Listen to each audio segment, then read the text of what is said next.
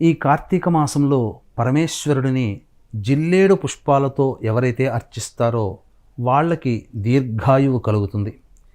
విష్ణువుని మల్లె పుష్పాలతో అర్చన చేసినట్లయితే పాపనాశనం కలుగుతుంది.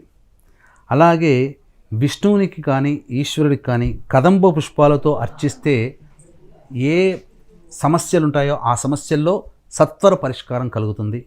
వివాహం కావాల్సినటువంటి అబ్బాయిలు అమ్మాయిలు గన్నేరు పుష్పాలతో అర్చించినట్లయితే చక్కటి వధువు వరుడు లభిస్తాడు. అలాగే సంబంధించినటువంటి అనారోగ్య సమస్యల నివారణకి సంబంధించి శంకు పుష్పాలతో పరమేశ్వరుని అర్చించమని శాస్త్రము.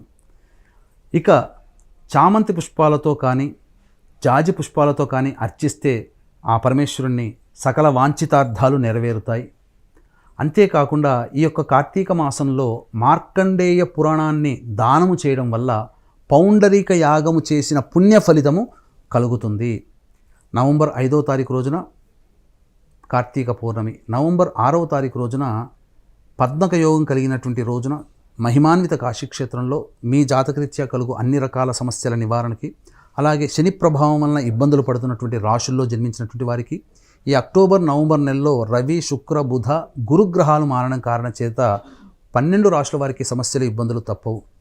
ఈ కారణం వలన దోషాలతో ఇబ్బంది పడుతున్నటువంటి వాళ్ళకి సర్వదోష నివారణ పూజలు హోమాలు 6వ తారీఖు నవంబర్ మధ్యాహ్నం 3 గంటలకి ప్రారంభమవుతాయి. ఈ కార్యక్రమంలో నమోదు చేసుకున్నటువంటి వాళ్ళకి శక్తిపాతం చేసినటువంటి కరుంగలి మాల ఇవ్వడం జరుగుతుంది. నవంబర్ 6వ తారీఖు మధ్యాహ్నం 2 గంటల లోపల మీరు గోతనామాదు స్క్రీన్పై కనిపిస్తున్నటువంటి నెంబర్కి కాంటాక్ట్ చేసి నమోదు చేసుకోవచ్చు.